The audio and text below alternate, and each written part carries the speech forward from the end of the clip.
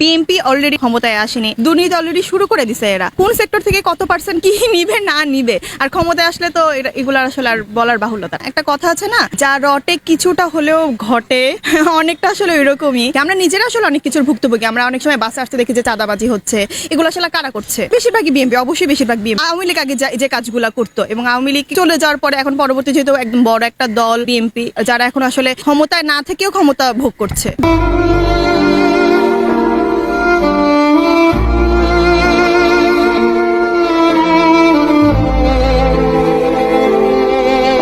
বিগত 15 থেকে 16-17 বছর আমাদের উপর যে নির্যাতন করা হয়েছে, একটা স্বৈরাচারী ফ্যাসিস্ট সরকার গঠন করা হয়েছিল, এটা পুনরায় আবার গঠন হতে পারে যদি বিএনপি ঠিক এইভাবেই চলতে থাকে। 15-16 বছর আসলে বাংলাদেশের মানুষের একটা রাজনৈতিক প্রেক্ষাপট দেখে এসেছে। এই জিনিসটা কিন্তু আবার বাংলাদেশের জনগণ আবার সেম ভাবে রিপিট হতে কখনোই দিবে না। ঘটনার পর থানায় মামলা করেন ভুক্তভোগীর বাবা। জানান ওই যুবদল নেতা আগেও তার মেয়েকে বাজে প্রস্তাব দিয়েছিল।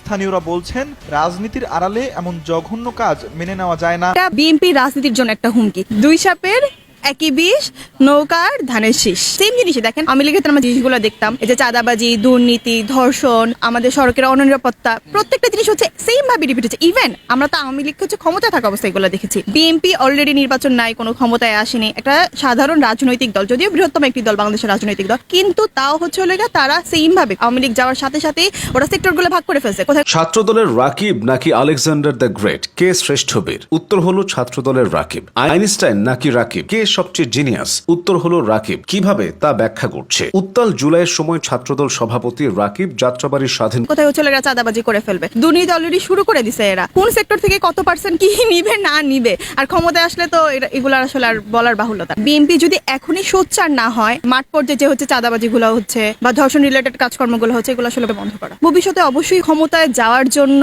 ওদের জন্য একটা হুমকির সম্মুখীন হতে হবে। ও কি বিএনপি করে দেখে কি পুরো সবকিছু ওর হাতে?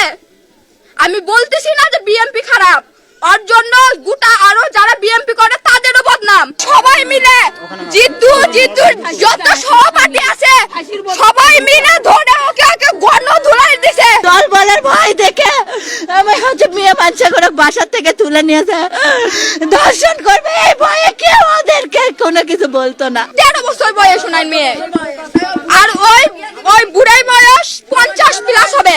আমি আপনাকে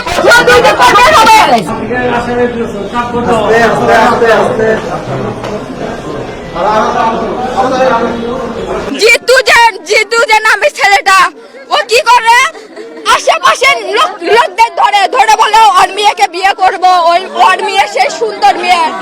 হ্যাঁ মানে আমাকে বল আমার সাথে বিয়ে দিতে একদিন নাকি আমার ভাই 40-45 বছর বয়স, একদিন নাকি আমার ভাইও তাকে বলছে যে ভাই আপনার যে বয়স আর আমার বিটির যে বয়স দুটো তো কিভাবে হবে, এটা কোন সম্ভব? তখন নাকি জিতু বলছে আমি তোর বিটি পড়াশোনা করাবো, তোর যত খরচ আছে আমি দিব, তুই আমার বিটিকে আমার সাথে বিয়ে দে। তখন আমার ভাই কাছে না ভাই এটা কোনো মতে সম্ভব নয়, ইয়াবা বেচে ইয়াবা খায়, এই পাড়ার যত ছেলে আছে সবাইকে খারাপ বানাচ্ছে। কথা দিয়ে নিয়েছে আমার ভাইকে, বিয়ে দিলে না করে শাস্তি দেওয়া উচিত, এদেরকে শাস্তি দেওয়া উচিত, আরো মায়ের বুক খালি করবে। ও যত নেশা বিক্রি করা থেকে শুরু করে যত অবৈধ কাজ ওরা করতো, কেউ ওদের বিরুদ্ধে একটা আউ করতো না। দল বলার ভয় দেখে আমি হচ্ছে মেয়ে বাচ্চা করে বাসা থেকে তুলে নিয়েছে, দর্শন করবে এই ভয়ে কেউ ওদেরকে কোনো কিছু বলতো না। আমি আসি তো কোনো ভয় নাই। আমার মেয়ে বিয়ে করবে চাইছিল, আমরা তো জানি না, তাই বলে ওর বাবা যায় থাপ্পড় মারছে নাকি, তখন ওই জাউরেরা আসি বাড়িতে টানে নিয়ে গেছে। আমরা অলরেডি 2 জনকে গ্রেপ্তার করেছি। এখানে যে ওনাদের যে বক্তব্য, যিনি মূল আসামি জিতুকে অলরেডি আমরা গ্রেপ্তার করেছি, সঙ্গে আরেকজনকে আমরা গ্রেপ্তার করেছি। আমরা তথ্য যাচাই বাছাই করছি সে ঘটনার সাথে জড়িত কিনা। বাংলাদেশের কোন রাজনৈতিক দলের টাকার উৎস কোথায় দেখুন।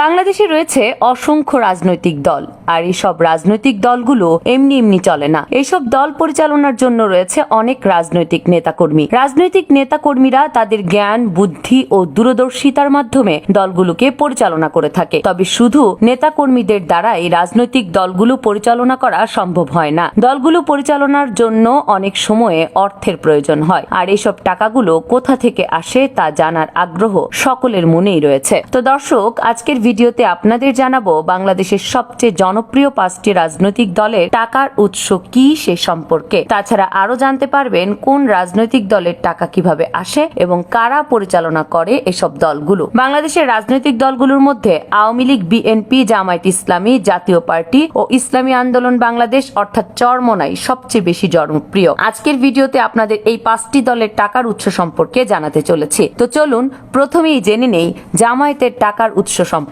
জামায়াতের টাকার উৎসটা কোথায়, মানে কোন জায়গা থেকে তারা টাকা পায় তা সকলেই জানতে চান। যেহেতু তাদের নামে এমন কোনো রেকর্ড নেই যে তারা কোথাও চাঁদাবাজি করেছে, কোথাও দুর্নীতি করেছে বা কারো জায়গা জমি দখল করেছে, হাট বাজার, টেম্পো স্ট্যান্ড দখল করে তারা খাইতেছে, এমন কোনো রেকর্ড নেই। অথচ এই দল কোটি কোটি টাকা ব্যয় করে মানুষের কল্যাণে। তাহলে এই টাকাটা তারা পায় কিভাবে? এমন প্রশ্ন অনেকের মনেই ঘুরপাক খায়। জামায়াতের টাকার যে মেইন সোর্স, সেটার নাম হচ্ছে বাইতুল মাল। যারা জামায়াতের কর্মী বা জামায়াত সমর্থক বা জামায়াত করেন, তারা বাইতুল মাল সম্পর্কে অবগত আছেন। জামায়াত এমন একটি রাজনৈতিক সংগঠন যে দলের কর্মীরাই তাদের টাকা দিয়ে এই দলকে চালায়। বাইতুল মাল হচ্ছে জামায়াতের একটি ফান্ড, অর্থাৎ যেখানে জামায়াতের কর্মী থেকে শুরু করে একেবারে শীর্ষ পর্যায়ে যারা নেতা আছে তারাও কিন্তু এই ফান্ডে প্রতি মাসে একটা অর্থ জমা দেয়। এই টাকাটা জামায়াত সংগ্রহ করে একটা পার্সেন্টেজ আকারে।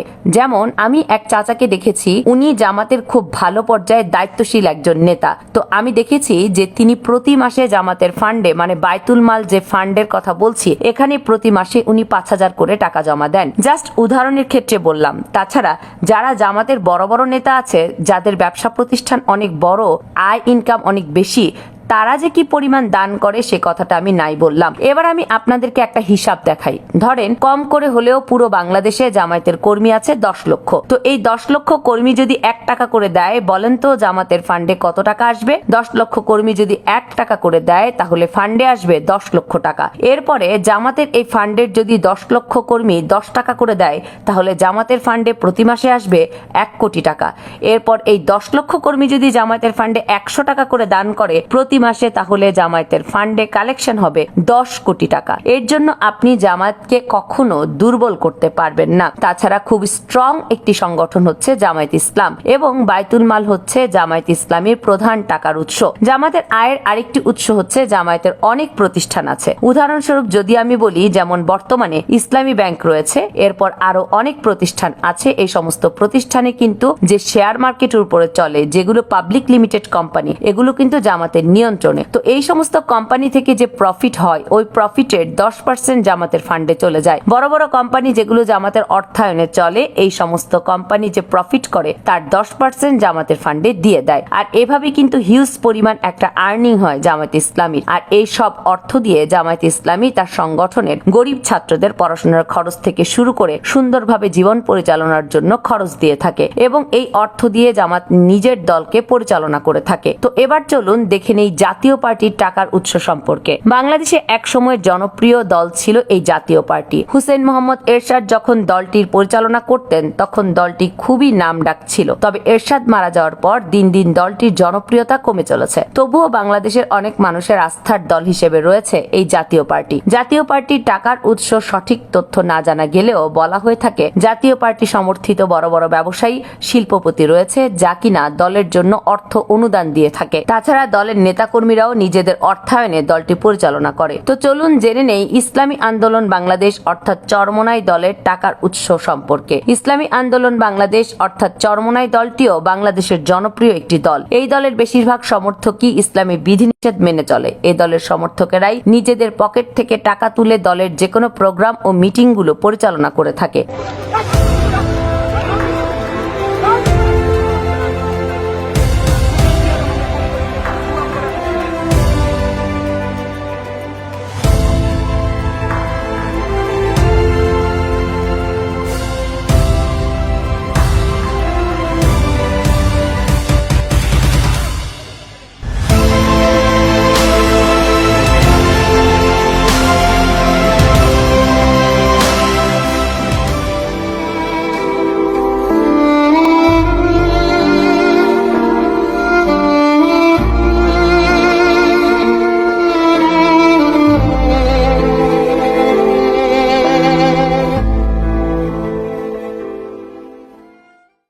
শেখ হাসিনা আমাদের ম্যাজিক্যাল লেডি আমাদের জন্য কি ম্যাজিক দেখাবে? সাংবাদিকরা যাতে আর আমাদের সমালোচনা করতে না পারে সেই জন্য।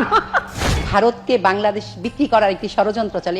এই দেশের মানুষের যারা সব সময় অপপ্রচার চালায় তাদের একটি মুখরোচক গল্প। সব আছে, দাম কেন, এই কেন, সেই কেন, এগুলি দুষ্টু প্রশ্ন। প্রাণে বেঁচে আসা অনেক দল আছে, কিন্তু আপনার দলটি জীবিত দল, তারা বিরোধী দলের ভূমিকা রাখে, সরকারের ভূমিকা রাখে। অর্থ পাচার নিয়ে আপনার কাছে জানতে চাই। অর্থ পাচারের সবচেয়ে বড় মহোৎসব আমরা দেখেছি হাওয়া ভবনের মাধ্যমে, যদিও তারা এখন অর্থ পাচার নিয়েই কথা বলে। আপনার মতন ধী শক্তি সম্পন্ন, মেধা সম্পন্ন, জ্ঞানী প্রাজ্ঞলোকের কাছে কোনো প্রশ্ন করার অধিকার আমার নেই। এরা আওয়ামী লীগের কোনো অঙ্গ সংগঠন নয়, এরাই বাংলাদেশের প্রথম সারির সাংবাদিক। এরাই গেল 15 বছর বাংলাদেশের সংবাদ মাধ্যমকে শাসন করেছে। এদের কারণেই শেখ হাসিনা নিজেকে স্বৈরাচার বানাতে উদ্বুদ্ধ বোধ করেছিল। আপনারা সবাই এমন ভাবে তাকায় যে আমরা আসলে আদার ব্যাপারে জাহাজের খোঁজ নিতে গেছি, কিন্তু এবার মনে হয়েছে যে না, আমাদেরও জাহাজের কারবার আছে। আপনাকে অনেক ধন্যবাদ। এবার আপনার সম্মানটা দেখে G20-তে আমরা গর্বিত। আপনার উপরে যে বইটা দিয়েছিলাম সেটার টাইটেল ছিল Sheikh Hasina on the right side of history. আপনি এই নির্বাচনে জিতে আমার সেই টাইটেলটা যে ঠিক সেটাই প্রমাণ হলো। সুর দিয়ে বলো। আপনাকে আমি ঘরে গিয়ে সুর দিয়ে বলবো। আমি দেখি আমাদের তো এত ফল ফসল উৎপাদন হয়, আমাদের তো কোনো ফসলের ঘাটতি দেখি। এই উপমহাদেশের সবচেয়ে বড় গণতান্ত্রিক রাজনৈতিক দলের সভাপতি হিসেবে তার 75তম বার্ষিকী পালন করলেন। এত প্রোডাকশন বাড়ছে, কিন্তু তারপরেও বাজারে অভাব কেন? মিডল ক্লাস যে কত বড় হয়েছে, যারা ডিম খাওয়ার স্বপ্ন দেখে নাই তারা ডিম খাচ্ছে। এদের মিথ্যা সংবাদ পরিবেশনের কারণে কত নিরীহ মানুষকে জঙ্গি তকমা পেতে হয়েছে তার কোনো ইয়ত্তা নেই। জামায়াত একটি জঙ্গি সংগঠন। জামায়াতের আমিরের তত্ত্বাবধানে যুবকদের জঙ্গি প্রশিক্ষণ। জামায়াত ইসলামীর আমিরের সাথে জঙ্গি সংশ্লিষ্টতার প্রমাণ। তিলকে তাল আর তালকে বেতালে গড়িয়েছে সাংবাদিক নামের এসব অসভ্য শাবকের দল। 103 বিলিয়নের বিশাল বৈদেশিক ঋণের চাপে পিষ্ট বাংলাদেশকে সিঙ্গাপুর বলে চালিয়ে দেয়া সরকারের সব ধরনের অবৈধ অনৈতিক কার্যকলাপকে এই সাংবাদিকেরাই বৈধতা দিয়েছে। তলাবিহীন ঝুড়ির অপবাদ নিয়ে যাত্রা শুরুর 50 বছরে বাংলাদেশ এখন বিশ্বে উন্নয়নের রোল মডেল। মাথাপিছু আয়, গড় আয়ু, জিডিপিতে পেছনে ফেলেছে অনেক দেশকে। স্বপ্ন যে বাস্তবে রূপ দেওয়া সম্ভব তার অন্যতম উজ্জ্বল দৃষ্টান্ত পদ্মা সেতু। স্বপ্নের পদ্মা সেতু। আর্থসামাজিক উন্নয়নের বেশিরভাগ সূচকে দক্ষিণ এশিয়ার অনেক দেশের তুলনায় এগিয়ে বাংলাদেশ। আমি ধারণা করি আপনার পরনে এখনো টাঙ্গাইলের শাড়ি। এটা সফিপুর, এটা নাম দিতে পারো সফিপুর সিফন। বাহ। ভারতীয় গণমাধ্যম একটা অর্জন দেখেছে, সেটি হচ্ছে আপনার জামদানি কূটনীতি। সংবাদ সম্মেলনগুলোতে শেখ হাসিনার শাড়ির রং কি, কাঁঠাল দিয়ে কিভাবে বার্গার আর কুমড়া দিয়ে কিভাবে বেগুনি বানানো যায়, গেল 15 বছরে সেই আলাপও শুনতে হয়েছে বাংলাদেশের মানুষকে। আমরা কিন্তু পেঁয়াজ ছাড়াও রান্না করি, অনেক তরকারি আছে যা পেঁয়াজ ছাড়াই করা যায়। এই কাঁঠালের কাবাব হয়, কাঁঠালের বার্গার হয়, বেগুনি না বানায় মিষ্টি কুমড়া দিয়েও বেগুনি বানানো যায়, সেভাবে আমরা করি। জীবনের ঝুঁকি নিয়ে বিদেশে বসে যারা বিভিন্ন সামাজিক যোগাযোগ মাধ্যমের সাহায্যে দেশের প্রকৃত অবস্থা তুলে ধরার চেষ্টা করত, তাদেরকে এরা গুজববাজ, দেশদ্রোহী, পলাতক আসামি বলে আখ্যায়িত করত। তথাকথিত অনলাইন অ্যাক্টিভিস্ট পিনাকি ভট্টাচার্যের বিরুদ্ধে মামলা দায়ের করা হয়। ইলিয়াস হোসেন, ডক্টর কনক সারোয়ার, পিনাকি ভট্টাচার্য, জাহিদ এফ সর্দার, এরা কিন্তু প্রতিনিয়ত গুজব, মিথ্যা অপপ্রচার করেই যাচ্ছে। শেখ হাসিনা দেশ ছেড়ে পালিয়ে যাবার পর এতদিন যারা তার পক্ষ হয়ে গুজব ছড়িয়েছে তাদেরও পরিবর্তন হওয়ার কথা, কিন্তু মজার বিষয় হলো এখন পর্যন্ত টেলিভিশন, পত্রিকাগুলোতে আগের সেই অসভ্য শাবকগুলো এখনো ঘেউ ঘেউ করছে।